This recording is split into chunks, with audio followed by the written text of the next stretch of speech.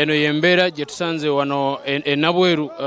enabweru ku ggombolola y'enabweru wano ku kooti era nga wano gwo okulonda kulaka akalulu kayise kubanga abamu ku bawagizi abadde yeesimbyeyo Ian Kyeyune baganye ebyokulonda kuba babadde bagamba nti abantu abadde bakozesa register oba akuliddemu ebyokulonda abakozeseza register naye nga register mulimu kumpi ba Moses Mayanja bokka wano nanti ayegase ne ba DPC ne baleeta tear gas ne batugana okuyingira ne batandika gate ne bagigala ne batukuba tear gas ne babatolosa ne badduka bayingiza amayanja bokka akalulu kayiiriddwa tulina register omukyalo oyo yagiwandiise kiro ng'agenda buli omu amuwandiika naye fe abakyone lwaki atuganya oyingira lwaki basomyeko bawagizi ba mayanja bokka